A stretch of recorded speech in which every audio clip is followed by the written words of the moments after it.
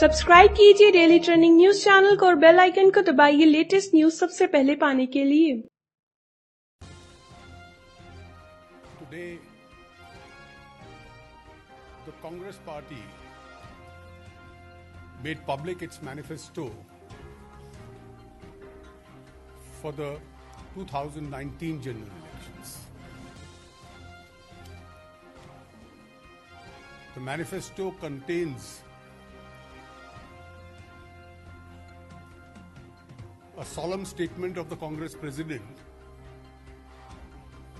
that whenever he makes a promise, he never breaks it.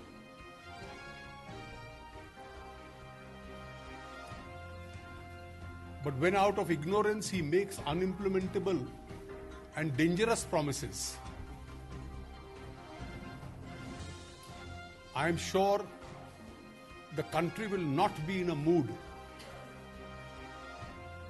to oblige him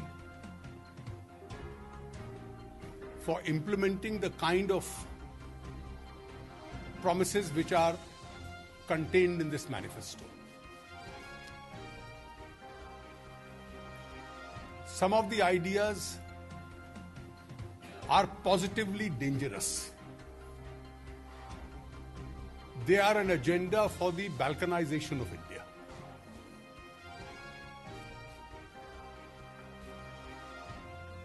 Even though there was a drafting committee, but it appears that some of the important points have been drafted by the Congress President's friends in the Tukde Tukde gang, where it deals with Jammu and Kashmir and national security. Manifesto में ये कहा गया कि जब वो वायदा करते हैं उसको निभाते हैं, लेकिन जानकारियों के अभाव में जो वायदे किए जाते हैं और ऐसे वायदे जो किए जाते हैं जिनको कभी लागू नहीं किया जा सकता, जो अपने आप में खतरनाक है, तब तो जनता उनको ये अवसर नहीं देगी।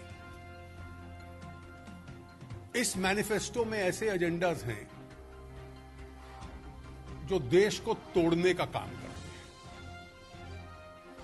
राष्ट्र की एकता के खिलाफ जाते हैं, और जो कांग्रेस पार्टी और विशेष रूप से गांधी परिवार की, नेहरू गांधी परिवार की ऐतिहासिक भूल थी जम्मू कश्मीर के संबंध में, जिसके लिए देश कभी उनको माफ नहीं कर सकता, उस एजेंडा को और आगे खतरनाक रूप से बढ़ाने का प्रयास करते हैं। अगर आप मैनिफेस्टो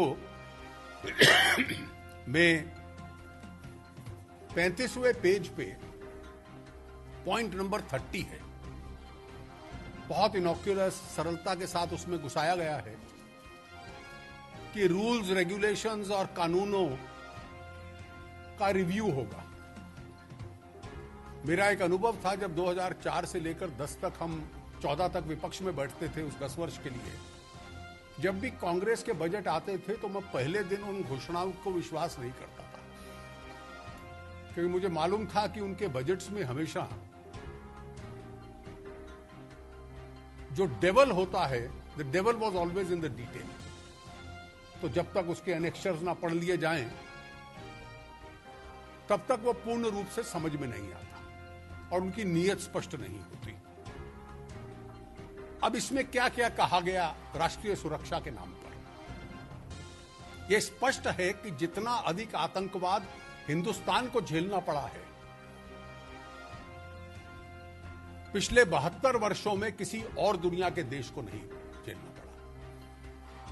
आतंक के खिलाफ हमारी लड़ाई 26/11 को शुरू नहीं हुई थी।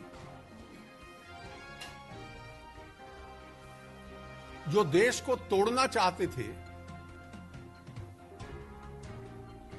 वो तो इस देश में कब से सक्रिय थे।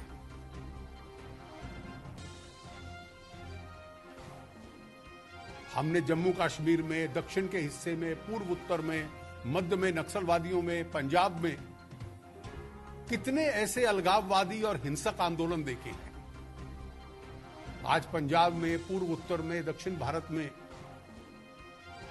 हम उस समस्या को काफी हद तक काबू कर चुके हैं। हमने तो अपने देश का, जम्मू कश्मीर का एक बड़ा हिस्सा खोया और उसके बाद जिस प्रावधान को कभी पंडित नेहरू ने, इंदिरा जी ने या श्री राजीव गांधी ने छूने की प्रयास नहीं किया, डॉक्टर मनमोहन सिंह ने नहीं किया,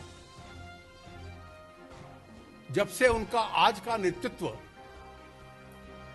जिहादी और माओवादियों के चंगुल में गया है, वो क्या क्या चीज कहते हैं कि इंडियन पीनल कोड से सेक्शन 124 कैपिटल ए सेडिशन हटा दिया जाएगा, देशद्रोह करना अब अपराध नहीं होगा। जो पार्टी इस तरह का घोषणा करती है वो इस देश के एक भी वोट की हकदार नहीं।